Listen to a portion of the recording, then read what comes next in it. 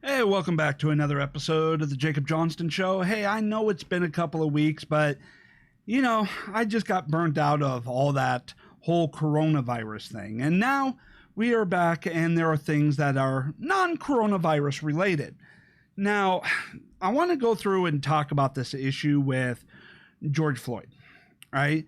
No one disputes what happened to him was horrific. No one disputes that the cop was obviously wrong and should face charges, which is why the cop has not only been fired, but has been charged with the criminal death of George Floyd. With that said, what are all the riots about? Because they're definitely not about justice for George Floyd. I mean, the actions, the statements that they make have made that abundantly clear. And so I'm going to go ahead and break this down because the riots are nothing but leftist excuse for violence, anarchy, and just trying to burn everything down. And it's being fueled and encouraged by the media, who only want more fires, more burning, because it drives up their ratings and their profits, which makes the rioters just basically pawns of corporate greed. And the Democrats, well, of course, they want to bump up the violence as much as possible because they think it's going to help them score election points.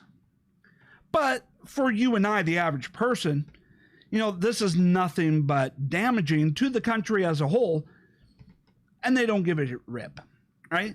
So let's go ahead and, take a look at this. Now, we're going to start outside of Minnesota first. And so we see that there's rioting in Iowa, Nebraska, there's some rioting in Chicago, Georgia. What the hell are they rioting about? First off, nobody that they're rioting against in those states had anything to do with or had any connection to the death of George Floyd. So they are looting and burning down businesses of people that have no connection to the event, had nothing to do with what happened to George Floyd. And all the rioting in the world in those states isn't going to do a damn bit of difference because, hey, nobody in that state has the power or authority to do anything about the police in Minnesota. So you're saying we want to hold people accountable. Well, these people had nothing to do with it. I don't care. I want their stuff. So they're responsible to me. So I get a free, 70-inch 4K TV, right? I mean, it doesn't make any sense for them to be rioting against people that had nothing to do with the event and have no authority or power to do anything about what happened, right? And then they're saying, well, we're going to hold people responsible. Well, how are you doing that for people that had nothing to do? I mean, what is responsibility?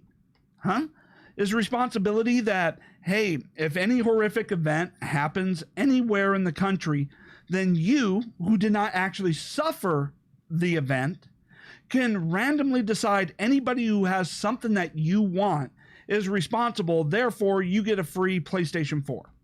You get a free 4K TV. You get free carpet rugs. You're starting to see how the riots have nothing to do with justice for George Floyd, but rather greedy, self-entitled, violent extremists who think they have the right to do anything. And what we saw in Virginia, people going around. Now, no one in Virginia had anything to do with what happened to George Floyd in Minnesota. And yet people in Virginia are going around burning down people's houses who had nothing to do with it. And what's worse is they're not even checking to see if those houses are empty, especially of children. So we've seen these rioters set set fires to houses with children in it, and then blocking the fire truck. And they're trying to justify it by saying it's justice for George Floyd. How?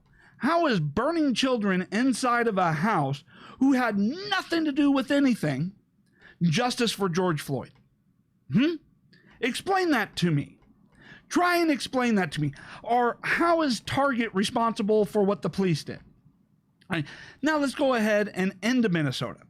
What the hell do they mean by justice for George Floyd by rioting? Like I said, the officers have been fired. They have been charged. At this point, the only two options for those officers are either they're going to plead guilty and go straight to punishment. I don't know if Minnesota has the death penalty or not. or it's going to go to trial in which a prosecution team has already been set up. And by the way, never in the history of this country have we ever gone from the discovery of a crime to start of a trial in less than 7 days. Never. So you're going off and saying you want justice for George Floyd, and you're rioting, even though the officers have already been charged with a crime, which then goes off and goes, what is your version of justice? When you're rioting and setting fires and you're trying to say, this is justice for George Floyd, is your version of justice being that we should just skip the trial altogether and just hand people over to angry mobs to be publicly tortured and executed? Is that what social justice is? No more courtrooms, no more trials, no more criminal proceedings, no more trial by jury. It's just whenever an angry mob rises up, we just hand people over to a mob for public execution? Is that what the riots are claiming as social justice? And as far as accountability goes, we've always said the people who commit the crime are the ones who are responsible for it. Conservatives have been very consistent on this. So what the hell does Target have to do with justice for George Floyd? What does Target have to do with what the police did to George Floyd? And isn't it amazing how they're saying this is justice for George Floyd? I get a 70-inch 4K TV with a PlayStation 4 and a few free video games. Yeah, I'm sure he would be real happy that his death meant TV and free electronics for you. Yes, I'm sure that's what is meant by equality here. And so when we start saying we're going to hold people accountable, but none of the people are actually responsible for this outside of those police officers. Target. And so when we go around and see the rioting in other states and going off and targeting, Walmart, Target, whatever store that they are going off, which, by the way, a lot of the local stores being looted and burnt are owned by black people. And so you're saying you're fighting white supremacists by burning down the businesses of black people? Please explain the logic of that. But when you're going off and you're rioting in other states outside of Minnesota because of what happened in Minnesota, you're basically going off and saying, we're going to burn down Burger King because we're pissed off at McDonald's. What the hell kind of logic is that? All right. And so we go through and we keep discussing more and more about the idea of accountability and responsibility, right? So how far does responsibility go? Are we now saying that anytime a horrific event happens, that anybody with the same skin color as the perpetrator is responsible and must be forced to pay? Or anybody in the same industry, anybody in the same profession as the person who committed the crime is now responsible? How far does this go? Or, as the left seems to be demonstrating here, that if any horrific event happens, any random person can decide that any other random person with something that they want is responsible and should be held accountable. And therefore, you have the right to loot, steal, and burn down everybody's property. None of this rioting has anything to do with George Floyd. And look at this. We take a look at what's going on, here in Atlanta, putting people's cars on fire. What the hell did that person do? What responsibility does he have? 1,000 miles away, disconnected from the event? Look at this. Is this what social justice is? How that's an Arby's. What did Arby's do? What responsibility does Arby's have for the city police? And look at this. Here's Target. Please explain why a Nerf dart gun is about social justice for George Floyd. Please explain what Target did. And so all of the riots, and everything is not about justice. It's not about social justice. It's about people's greed and using an excuse to act upon that greed. The left, is just a bunch of greedy, self-absorbed, entitled hypocrites. And then they want to try and say, well, this is for, yada, yada, yada. This is more than George Floyd now. This is about social justice and the white oppression. Bull crap. Bull crap. Because if you really cared about any of that, as you've stated, which, by the way, doesn't actually exist today, you're trying to go for historic, but then you vote for the people that actually committed the atrocities against you that you are claiming now justifies your current actions, or committed the atrocities against your ancestors that now you're claiming justifies your actions. Right? It doesn't make sense. Right? And so we want to go off and we want to ask, how is any of this justice?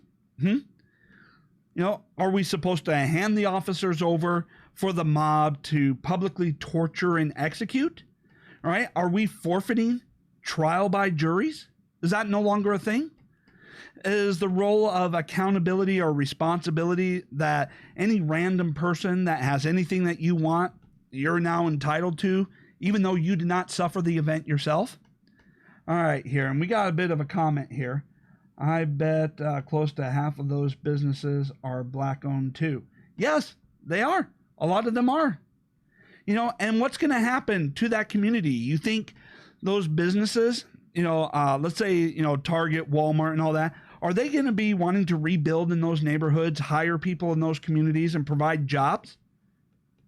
Probably not. And there have been a lot of black business owners who have stepped up and said, hey, they torched my business. They looted my business. And so these are just people randomly going off with acts of violence with no rhyme or reason. This is just an excuse. Why? Because the left is violent. Now, the irony is that all these rioters and looters, who really are probably just pawns of the social elite, the limousine Democrats, but they're actually helping that police officer, right? That's the irony of this all. And let me explain that for a moment. The reason why I say these looters and rioters are helping the police officers who killed George Floyd is because people are now distracted from what actually happened to Floyd and taking a look at the people in the community going, oh my God, we looked at what the officer did and we're like, there's no excuse for that.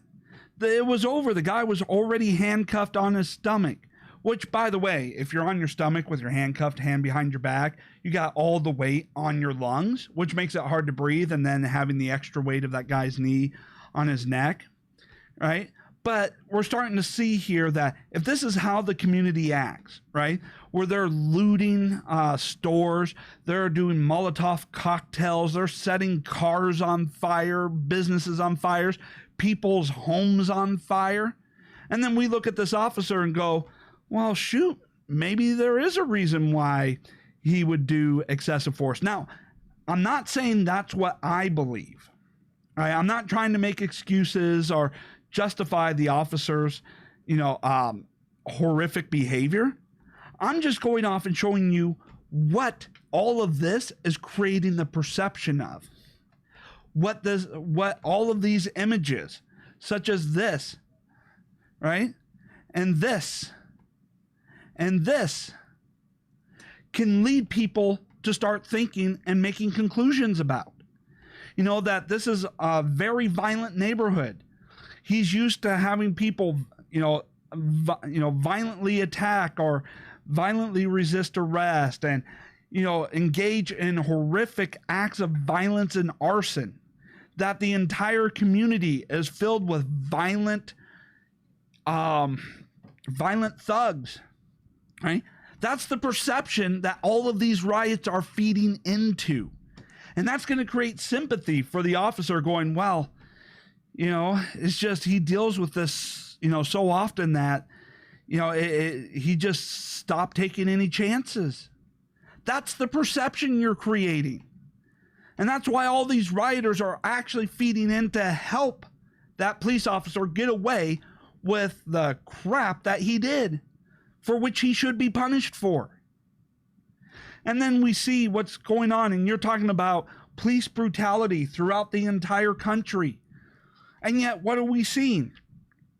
We're seeing people committing arson throughout the country, violently attacking people. You had people attacking an old lady in a wheelchair, for crying out loud. And you want people to go off and talk about police brutality when you're acting like a bunch of thugs and animals? Yes, I said that. I said that because that's exactly how you're behaving right now. And people aren't looking at what's going on with these riots and going, we need police reform. We're thinking, oh my God, we're lucky the police are as restrained as they are. That's what you're doing here. All right, so we got some more comments. 40 million unemployed, 2-month lockdown, massive business shutdown. The George Floyd murder just set everything off. You know what? Reading that comment right there probably is a lot of truth to that.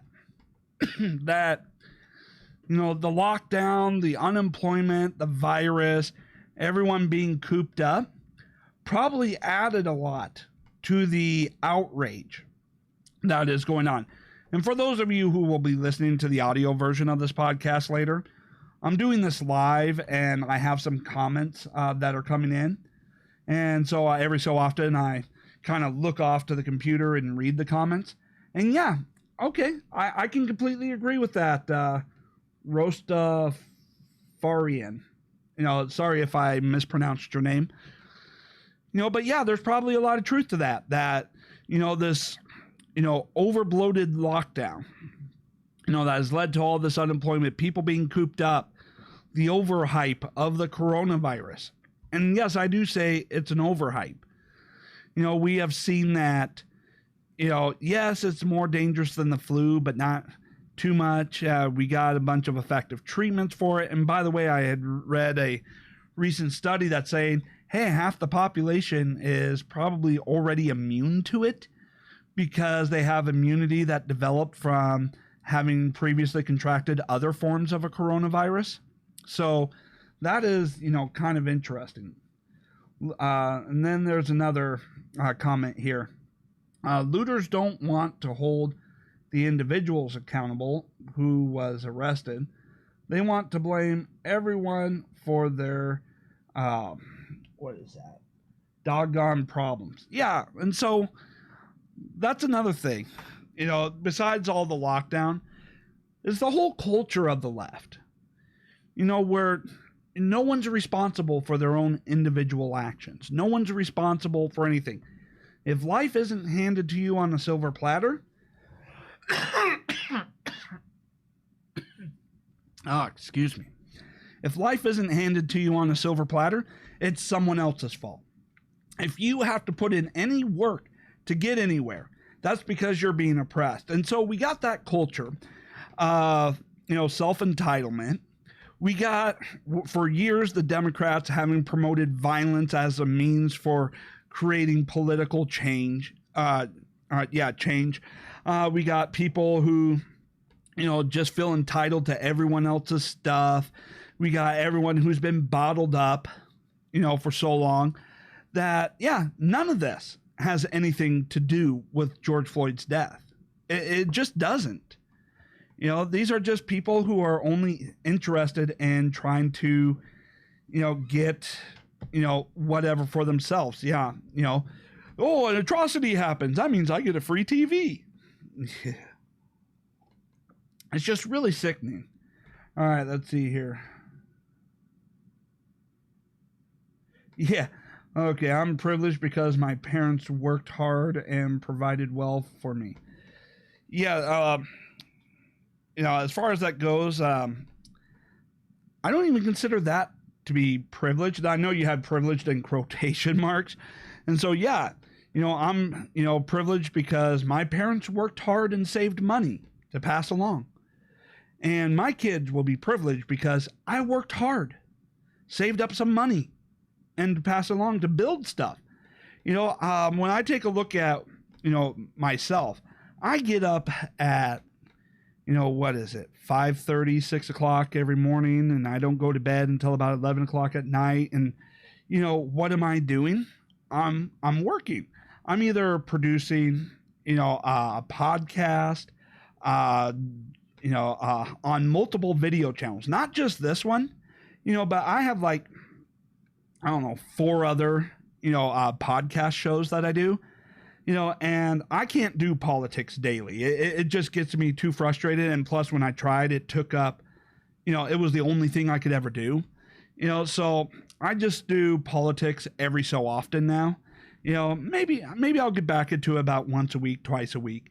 But as far as it goes, I do all these others. I do a bunch of selling on eBay, Amazon. I mean, I'm working my butt off here. I've even tried to find ways to turn my hobbies into a business as well, my relaxation time.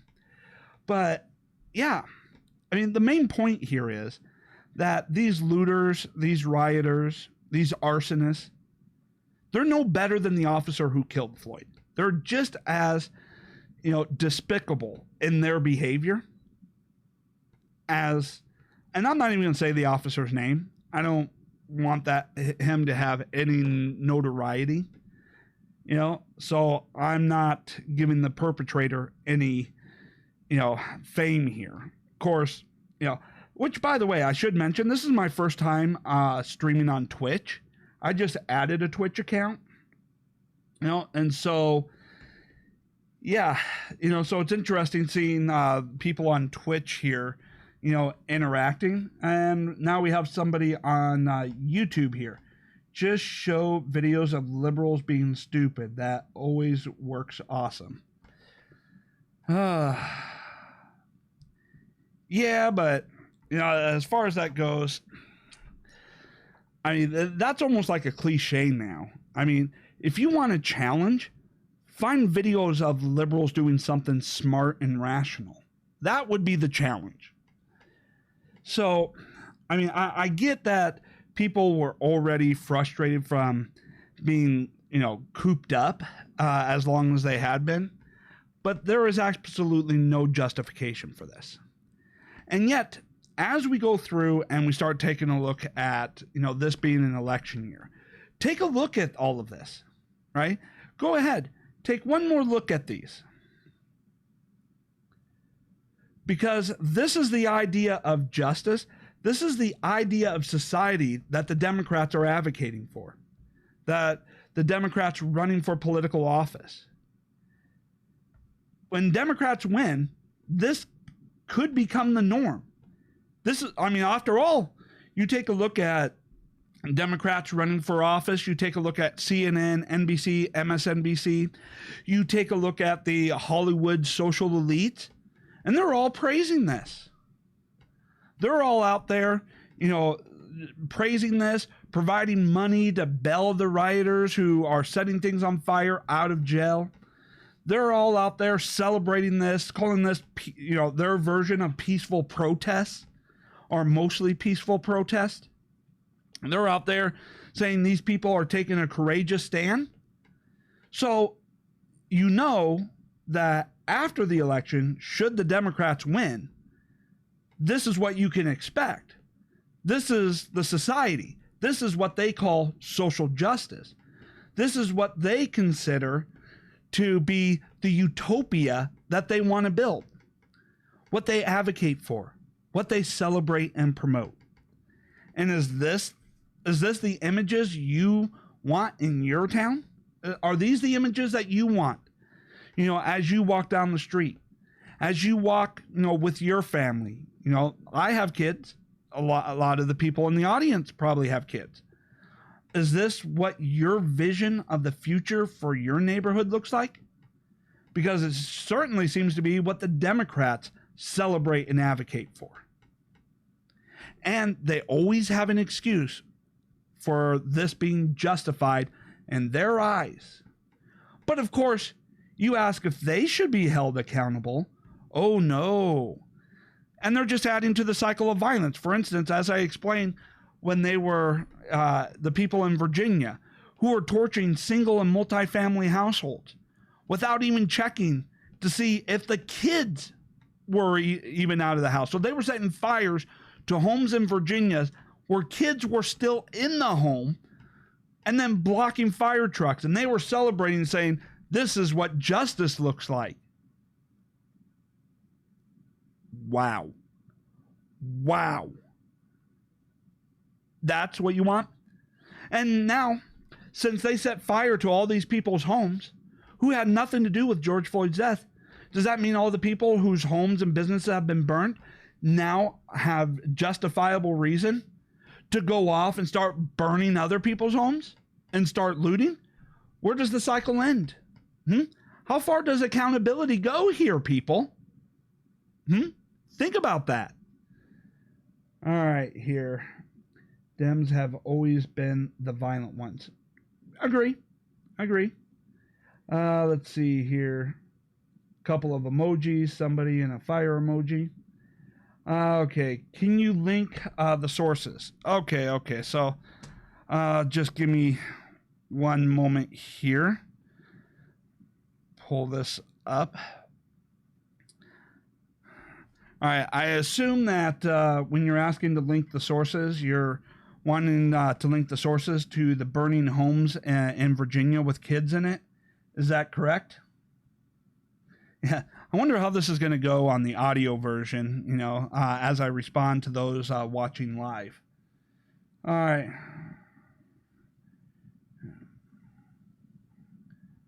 Yeah, okay. So let's see here. All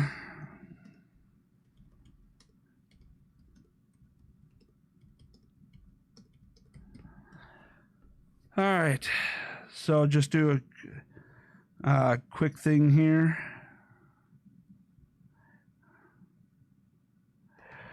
Let's see here. I'm just going to go ahead and pull this up.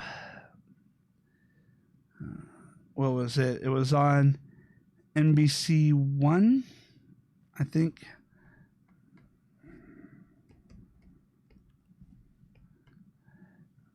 All right.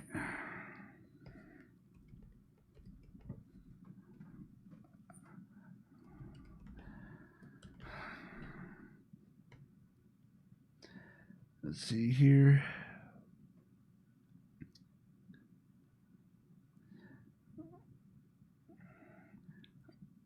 All right.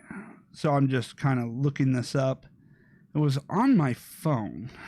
Here, let me see if I can just bring it up real quick and then email it to myself and then bring it up from the email. All right. Yes. Okay. Okay. I figured out.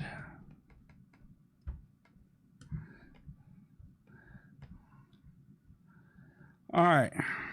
Here we go. So you wanted me to link to some sources here. All right. So here we go. Oh, yeah. Duh.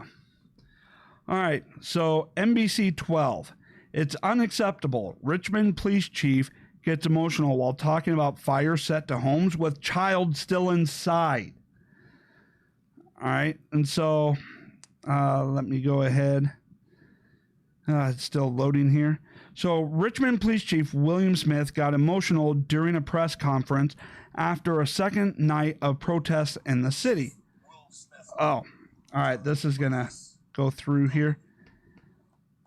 So this is a video playing here, interrupting me. All right. Hopefully all right, there we go. And so Chief Smith said last night's protest set fires to a few buildings, including multi-family residence that was occupied by a child inside the 300 block of West Broad Street. So try and explain to me the justification that because of what happened to George Floyd in Minnesota, you now get to set fires to people's homes in Virginia while their kids are still inside, right? And then it goes on to, to talk about how those same people were blocking the fire trucks from getting there. All right. So does that help provide a good source for you?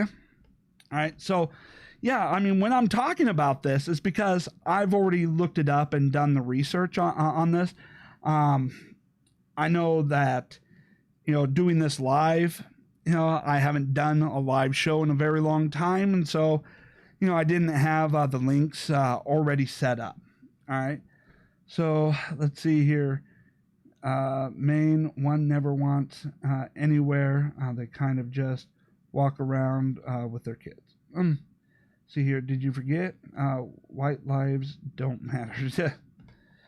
Let me try and explain this whole issue a little bit more. See, I don't see this as racial issues here. All right. With what happened to George Floyd, I can't find, anything so far that says that this was racially motivated. Right? I can't find anything. I mean, the whole idea that this had to deal with race or racial issues or racism only stems from the fact that the people involved just happen to have different skin colors. All right? I haven't seen anything regarding the, a history of racism or any racist statements being made or anything like that. In fact, there was one article that, even seemed to purport that the officer and George Floyd knew each other, that they had overlapping shifts for some other, for some second job or whatever. I'll have to look that up. I'll re-look that up, that they may have actually, known each other more on a personal level, which, whether or not that really had anything to do with anything, I don't know. But, it's this whole, quick, everybody wants to jump to claiming that every tragedy is racially motivated or everything. It's just, no, that's not the case. And speaking of which, it is interesting here that when you listen to the Democrats, when you listen to the media, the NBC, ABC, their coverage isn't about the outrage of the actions that we saw on video. It was the skin color of the perpetrator and the victim. That's their only concern here. When you take a look at conservatives, we take a look at what happened and we describe it. The event was horrible. The excessive use of power, there's no excuse for that. The officer, should be punished for what he did. I mean, the excessive use of force after handcuffs, horrible, no excuse. We talk about the event and why it was horrible. And then you go to the left-wing media and they just talk about the skin color. It's not that, the person, George Floyd was suffocated to death. It's that he was black and the person who suffocated him was white. They only care about it that way. If the officer was black, this wouldn't have made the news. If George Floyd was white, that nobody would have gotten upset or, nothing would have made the news. They wouldn't have cared. Or if this was Asian and Latino, whatever combination, it never would have made it. The only reason the media focuses on this is just because of the skin color dynamics. But you don't hear them actually talking about the horrific nature of the action itself. And that's what's disgusting. See, conservatives, we look at this and the skin color is irrelevant. It doesn't matter what the skin color of the police officer or the skin color of George Floyd is. You can mix and match any skin color into that situation that you want, and we still think it was horrible. We still think that the officer should be prosecuted for it and should face punishment. But you don't see that on the left. Their idea of whether or not it was horrible, just like everything else, is just dependent upon the skin color of the people involved. And so it's, for the left, everything is viewed through the lens of race. Every event is based off of the racial makeup of the people involved, and that racial makeup determines whether it was acceptable or unacceptable, whether it was or horrible. Why can't it just be horrible because of the actions? Right? Yeah, and looting is, yeah, you're right, looting is looting. If you go back and watch towards the beginning of this, where I explain that, you know, looting Target, looting Walmart, or rioting in Virginia and Georgia or Nebraska and all of that because you're seeking justice for George Floyd, is like saying that you're going to burn down Burger King because you're pissed off at McDonald's. You know? And let's see here, Mike. Intersectional politics is a virus. Let's see here, U.S. Sabri, kind of racist of them. Yeah, the left's entire founding has been in racism. You know, the only thing that's changed is how they market it. You know, that is the unequivocal, you know, truth of it all. Now, you know, I really kind of like this whole live streaming, you know, this live interaction here, you know, and I'm really glad that I added Twitch to the live stream. Before, it was just YouTube and Periscope. And I see I got a few people on Periscope, but, you know, I see a lot of the interaction coming from Twitch. And for those of you looking at this, I use OBS and to do the live streaming. And then with Restream.io, you know, it actually integrates directly into OBS so that when I'm doing the live stream, I can just look at my computer, you know, over here, which is why I look over here. And it integrates all the comments from the different platforms into one comment stream inside of OBS, you know, as a, you know, plugin. You know, it's really nice. It's really nice. You know, they market doves as sharks. You know, no, it's actually, you know, worse than that. Is that they market racism as social justice. They market violence as peace. And they market, you know, peace as violence. You know, it's basically the opposite.